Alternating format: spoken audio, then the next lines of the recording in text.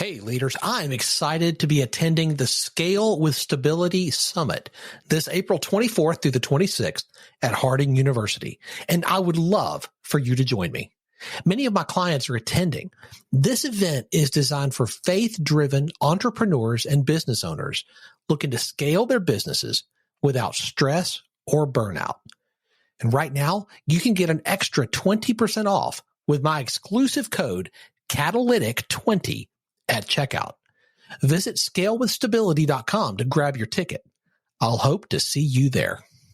I'm excited today to have Anthony Mink on the podcast. Anthony's an entrepreneur, a business strategist, and host of the Entitled to Nothing podcast.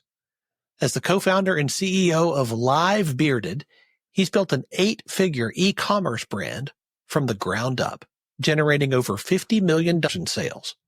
With a proven track record of starting and selling multiple businesses across diverse industries, Anthony has a wealth of business experience and a genuine love for the game of business.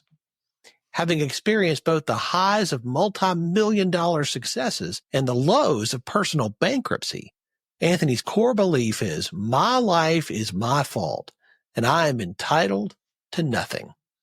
This mindset of radical responsibility and personal accountability has empowered him to overcome intense adversity, to build a thriving business, and to live life on his terms. Anthony, I'm so glad you're here. Thanks for being on the show. Thanks, man. It's so funny when you hear your quote bio being read, it kind of like makes me cringe a little bit, but it's exciting to be here and it's an honor, man. I really appreciate you having me. Well, I've been looking forward to this. I think this is going to be a fantastic conversation. Welcome to Catalytic Leadership, the podcast designed to help leaders intentionally grow and thrive. Here is your host, author, and leadership and executive coach, Dr. William Attaway.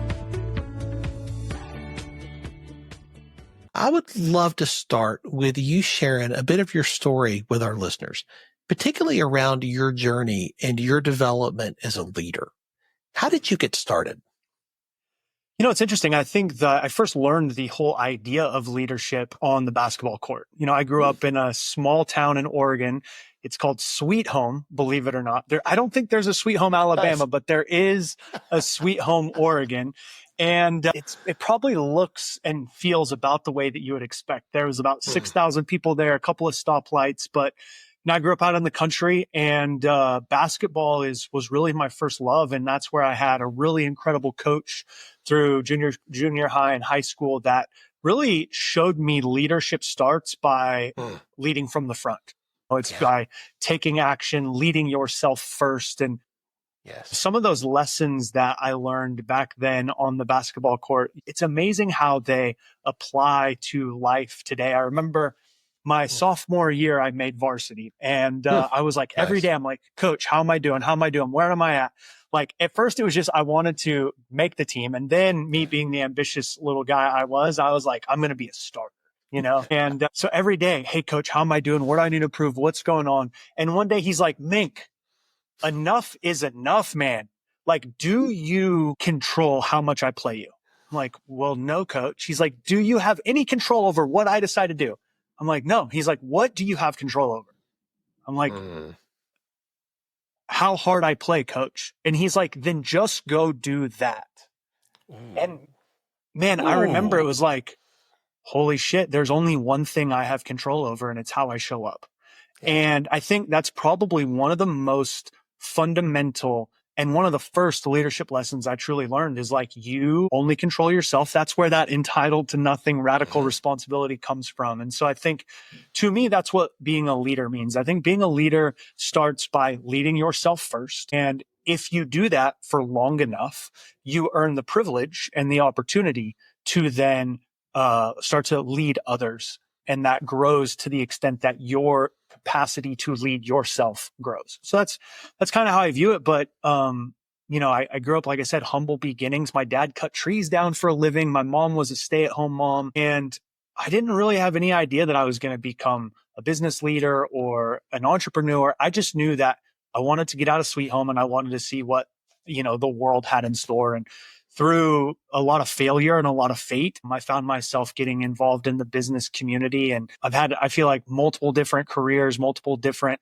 ups and downs and kind of twists and turns. But ultimately, from a leadership perspective, every single time I failed, every single time I had a success or a setback, I for whatever reason, had the ability to separate a little bit from it and analyze and reflect. And every time the failure was my fault and the success was not maybe 100% my fault, but by the action that I took, by the responsibility, by the decisions that I made. And I just developed this, some might say, ruthless perspective of like, bro, your life is your fucking fault. And to me, that's like true leadership. True leadership is taking ownership, taking accountability, and then taking action.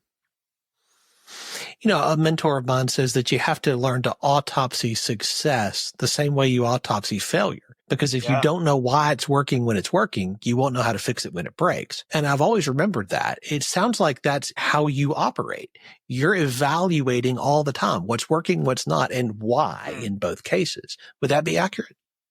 I think it is, you know, and this is, we all have different gifts that we experience or create through different times or given, you know, maybe from a spiritual sense. And I'll tell you a story. When I was 4 or 5 years old, so my dad was a really abusive alcoholic. And I have this very vivid memory. I don't know exactly how old I was. I was probably 4 or 5, but I went into the kitchen to get some food. My dad came in, my mom came in, they were screaming, cussing, yelling. And I got scared. And I remember I closed the fridge and I kind of curled up in the corner and I was like scared. And my mom saw me as a mother. Her awareness went to me. She came over, she picked me up and she took me into my bedroom. And I just remember we were in the bed. She was kind of holding me and I was crying and she was crying. And she said, Anthony, promise me 2 things. Promise me you'll never treat women the way your dad treats me. And promise me you'll never act the way that he acts. So little baby Anthony is like, okay, mom, I promise. And in that moment, my mom gave me one of the greatest gifts because I started asking the question, why? Why does my dad act this way? Why does he say this? Why does he do that? And what must I not do because I promised not to be like him?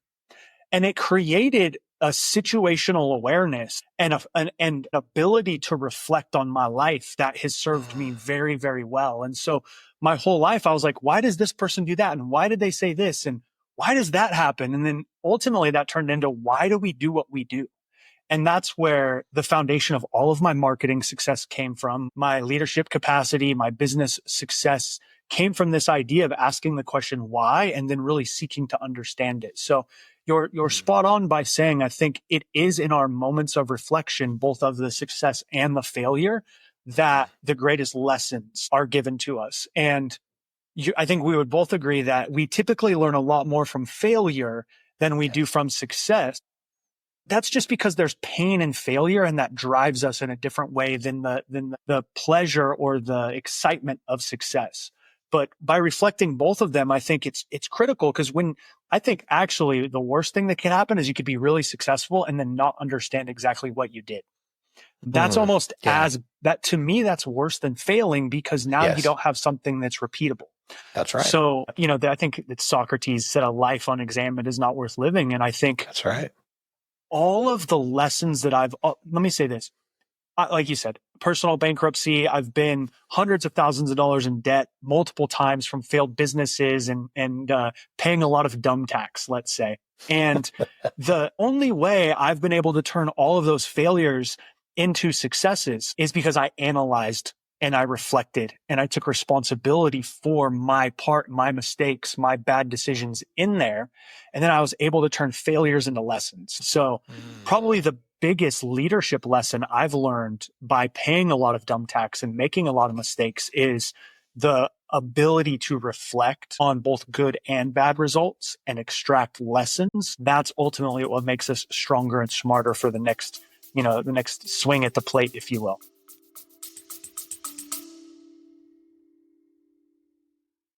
I want to take a minute to tell you about an event that I'm really looking forward to and excited about.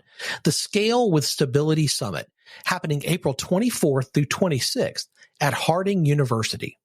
This is Arkansas's #1 business growth event, bringing together faith-driven entrepreneurs and business leaders who want to scale their businesses without sacrificing their faith, family, or sanity.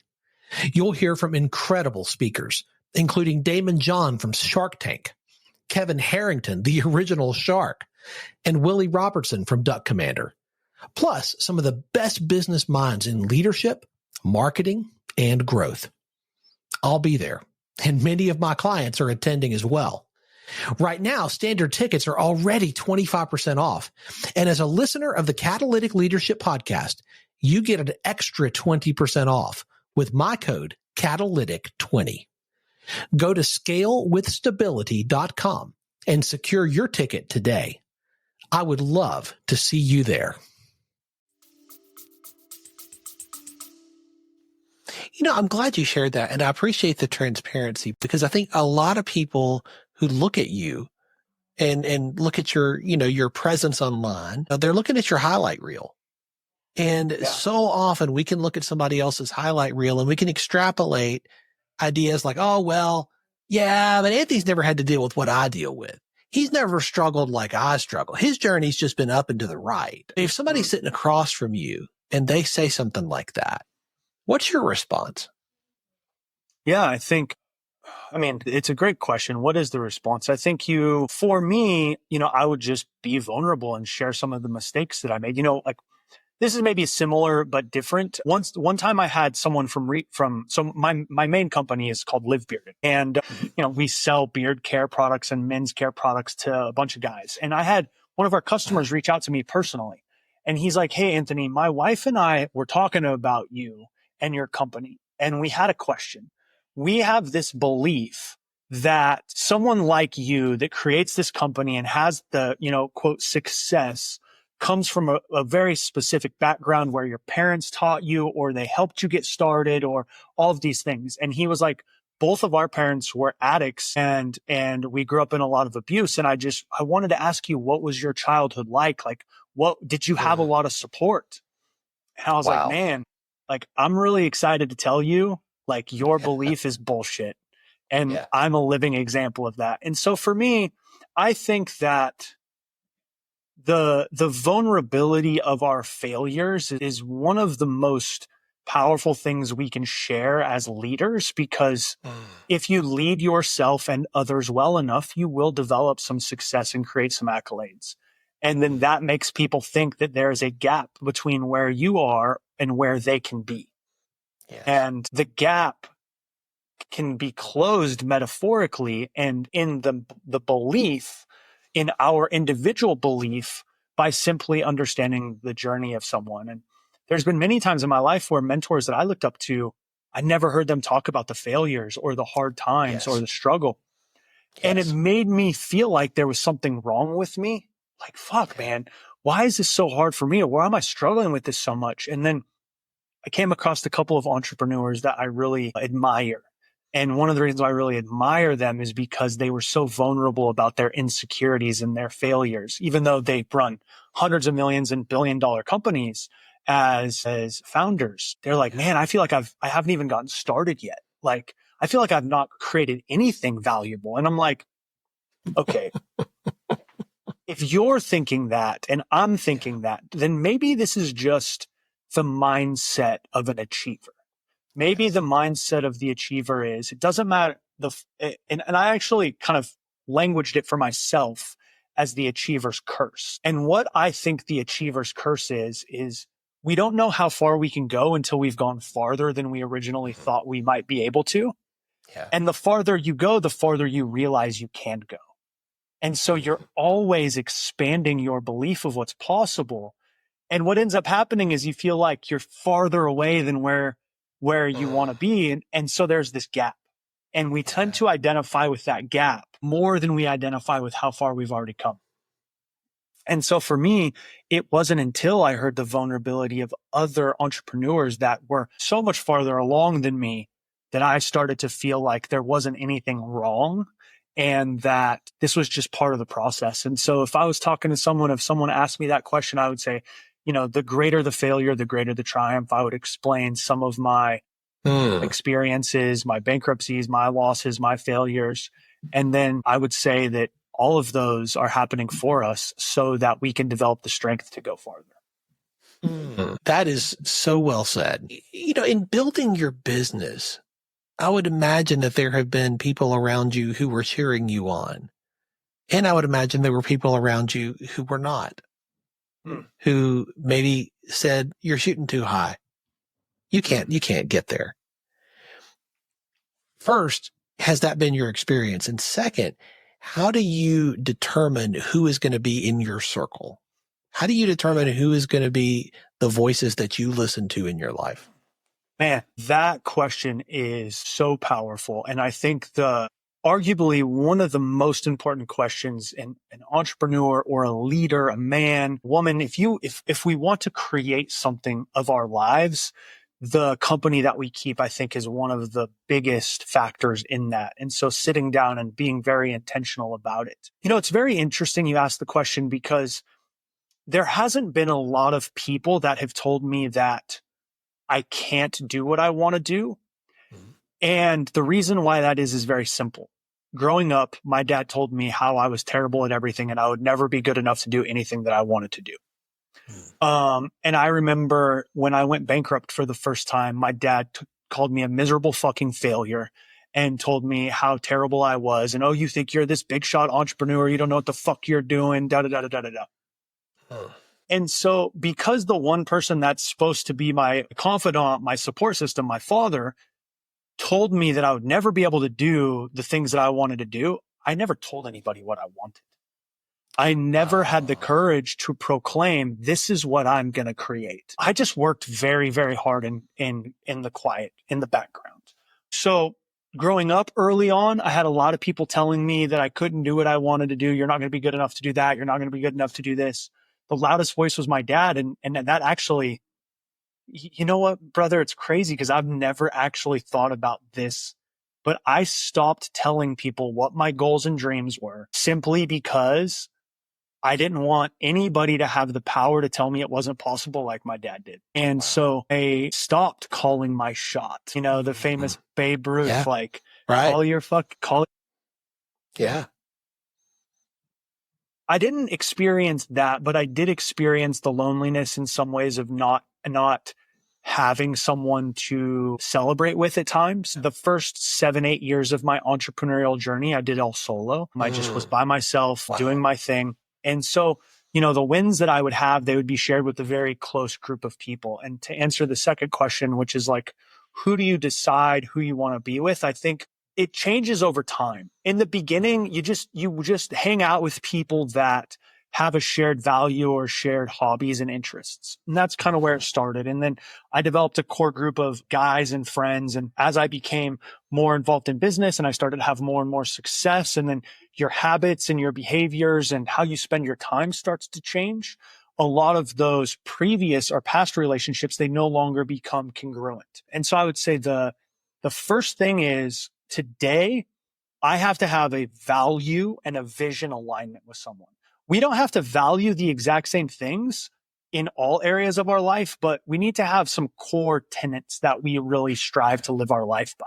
I'm a very principled person. So I'm only going to spend and invest time in someone that has the same principled stance. Like we're going to do the right thing. We're going to operate with honor and integrity. We're going to work our fucking asses off. One big one for me is I will only really develop deep relationships with someone that naturally wants to celebrate my wins more than I do.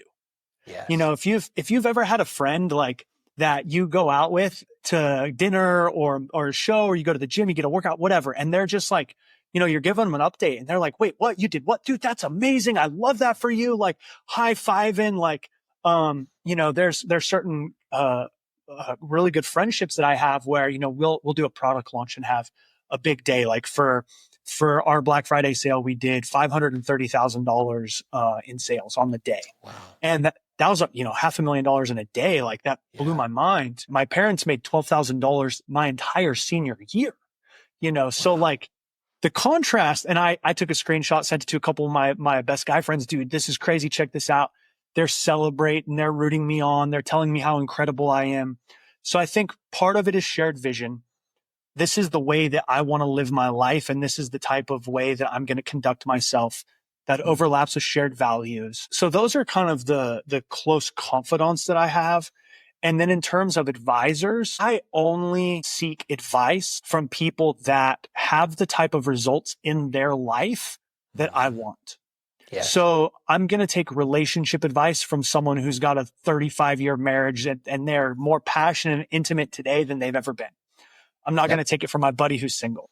I'm going to take business advice. Good plan. I'm going to take business advice from my mentor who's built and scaled and sold a 9-figure company in a similar industry. So he knows the road ahead. So I would say it's kind of those two things. Like if we're just going to be best friends or confidants, if we're going to really celebrate and live life together, then values and vision and be in alignment there. If you're going to be a mentor or an advisor, if I'm going to seek your counsel, you have to be somewhere in an area of your life that I admire and that I want to be.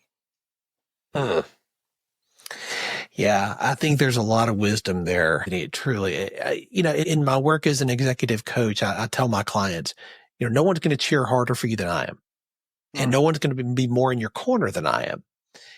And what troubles me so often is when I talk to somebody who tells me that I'm really the person in their corner, one of the only ones, because they don't have anybody else in their world who understands what they're dealing with.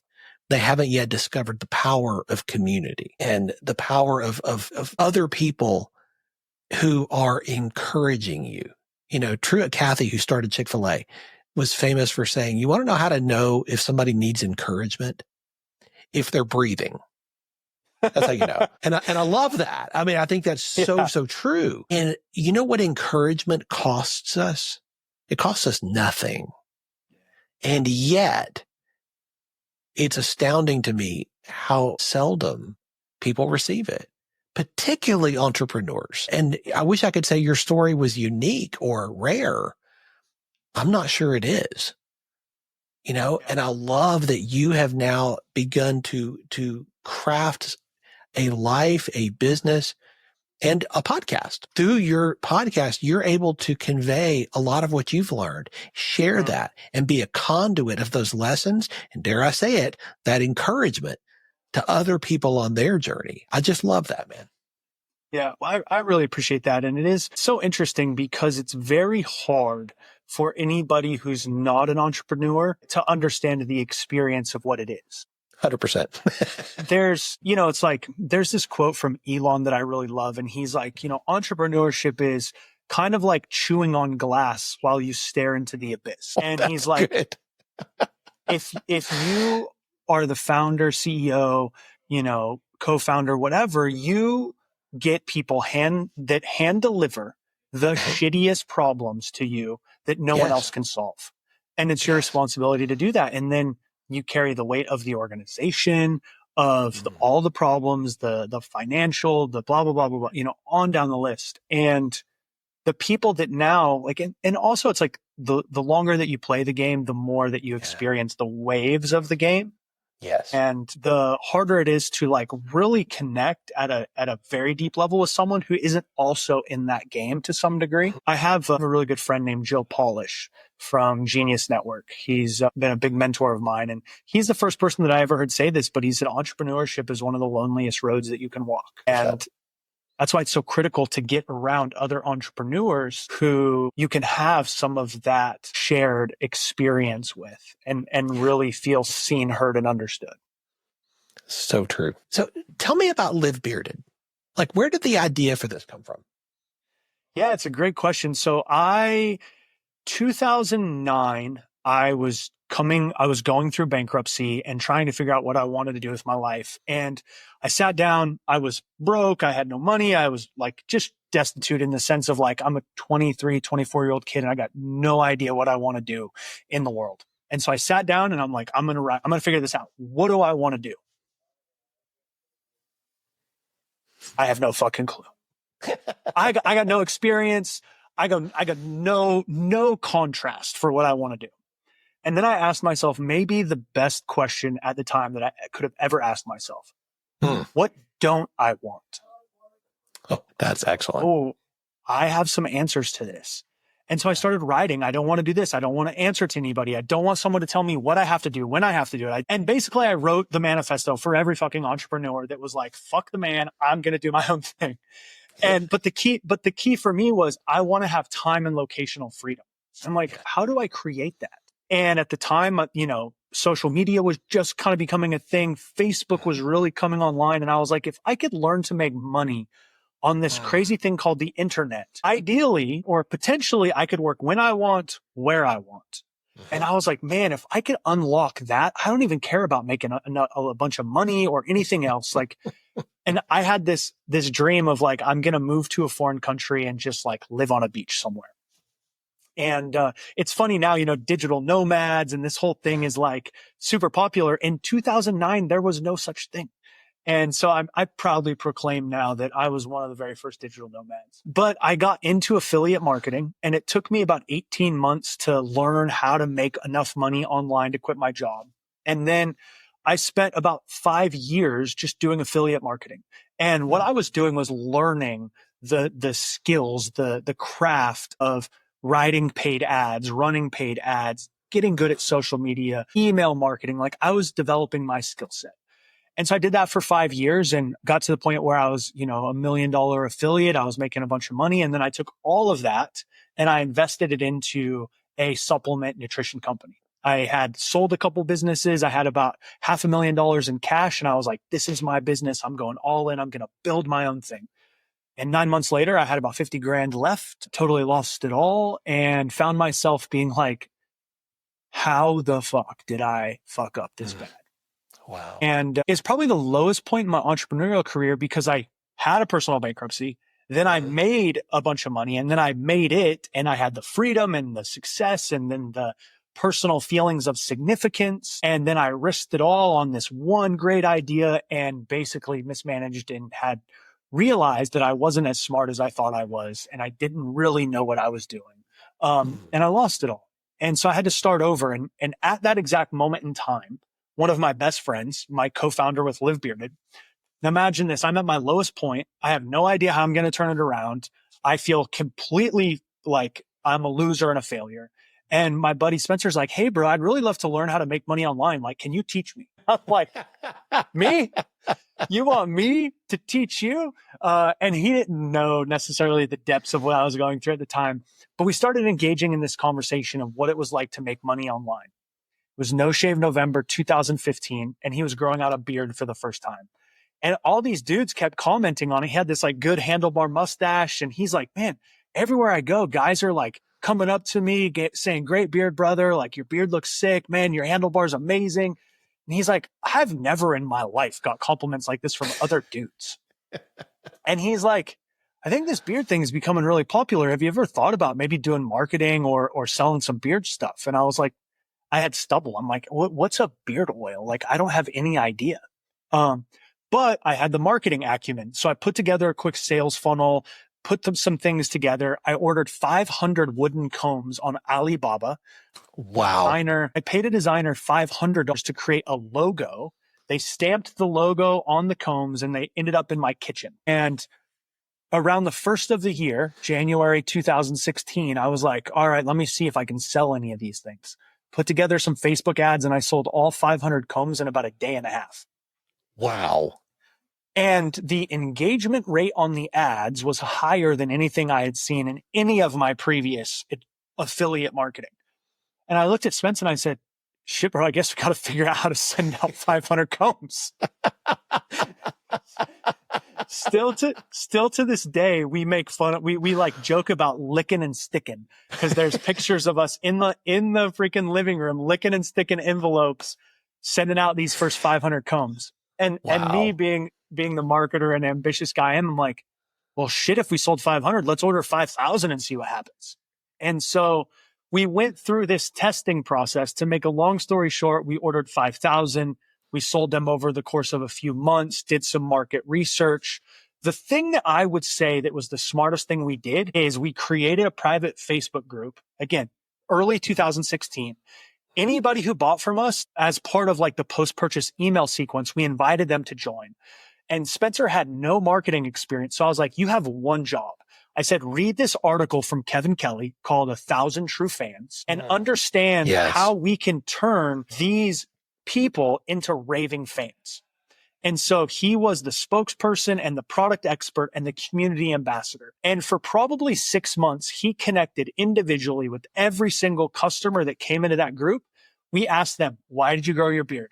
What do you like about the products? What do you not like? What products do you want? What products would you use? Would you try this? Would you try that? Real-time customer feedback in a private Facebook group with a couple thousand men.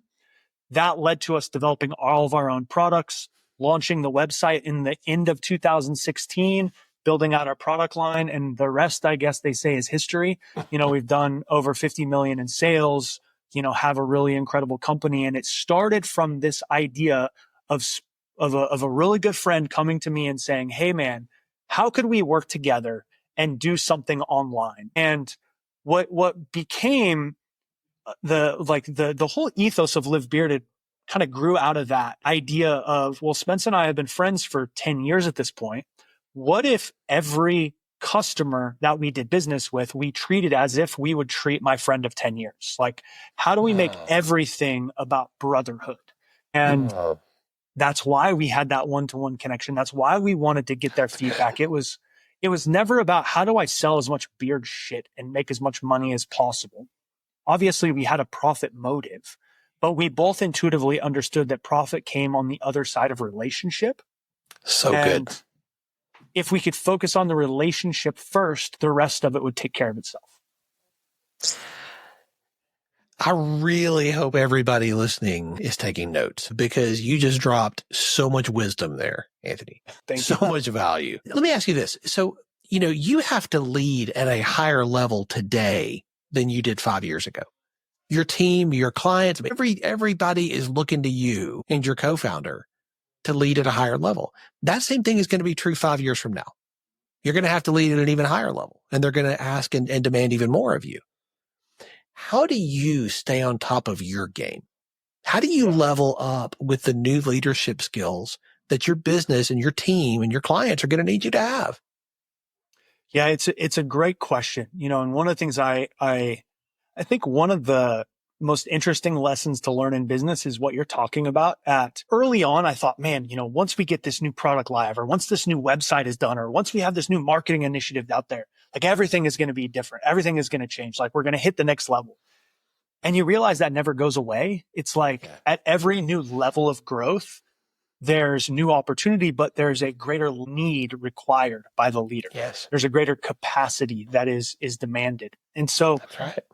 I think the short answer is you just have to commit to constant and never-ending improvement. We have this kind of better everyday ethos built into the way that we approach things, both at Live Bearded and then in my personal life. I think my model of the world is education first, that then creates opportunity for skill, and then you can turn that skill into success and experience. So I think the short answer, maybe it's a little bit cliche, but it's like, I'm ruthless about education. I'm always investing into mentorship programs, into advisors. I've spent easily north of $500,000 of my own money on coaching, courses, conferences.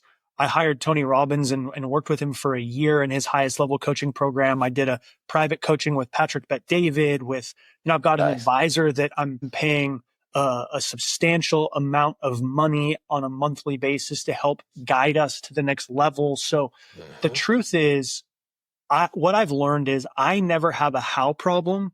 I always have a who problem. And so the way that I continue to elevate my capacity is by investing into myself and putting myself in proximity and in relationship with people that are farther ahead than me that can help me elevate to the next level. So much wisdom there. Yeah. As you have continued in your path as a constant learner, which is obvious, anybody who spends more than 2 minutes with you, like you're constantly learning. Is there a book that has made a tremendous difference in your journey that you would recommend to the leaders who are listening? Yeah. I mean, a couple of them for sure. On the I think most of my reading, it falls into two categories. It's more around like the personal development side and then the business side. And I mean, so much of business is like the application or it's personal development in action, if you will. I think one of the best books I've ever read is As a Man Thinketh. Yes.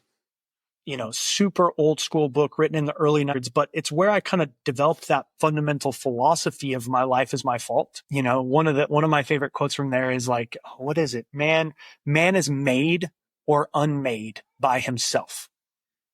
So there's these really beautiful thoughts, but As a Man Thinketh, everyone has to read it. The Four Agreements, I think everyone should read it. The Power of Awareness, all about how the way that we create the future that we want is by assuming the feeling of that in desire already being created. We have to live out as if it's already a present fact. So some of these very psychological, mindset driven things, those have been very, very critical to me. One of my favorite business books of all time is The Road Less Stupid by Keith Cunningham. If you don't know who Keith Cunningham is, he's actually the guy that Rich Dad, Poor Dad is kind of based on. Idea of he's the quote rich dad, but he's an incredible entrepreneur. That one is super helpful. That one's really helped me. The book Unreasonable Hospitality so good. Will Guidara. Yeah. From a culture standpoint has been incredible. I really love Alex Hormozi. I've read both of his books from a tactical marketing perspective, but I mean, there's so many good ones. Those are a couple that have really helped me on my journey. That's phenomenal. Anthony, I could talk to you for another hour. There's just so much insight and wisdom. And I'm so grateful to you for sharing it so freely today with me and with our listeners. I know people are going to want to stay connected to you and continue to learn from you. What is the best way for them to do that? Yeah, man, first off, I just really appreciate the opportunity to come on and share. And it's amazing to see what you've accomplished with your podcast and your capacity as an executive coach and mentor, I think is really incredible. And that's one of the reasons why I was so excited to talk to you today. So Anthony Mink, at Anthony Mink on Instagram, anthonymink.com. I just got into this crazy world of putting out content in the last year and a half or so. And I'm having a lot of fun with it, but really I'm doing it just because I want to share parts of my experience and hope that they can serve and inspire others on theirs. So if any part of this resonated, feel free to reach out to me on Instagram or, reach out to me directly through my website. livebearded.com is the business as well. You can reach out to us there. I'm super accessible and would love to help anyone on the journey. If anything that I have shared has touched a nerve or inspired you, please feel free to reach out. I'd love to help any way I can. I love that. We'll have all those links in the show notes. Anthony, thank you.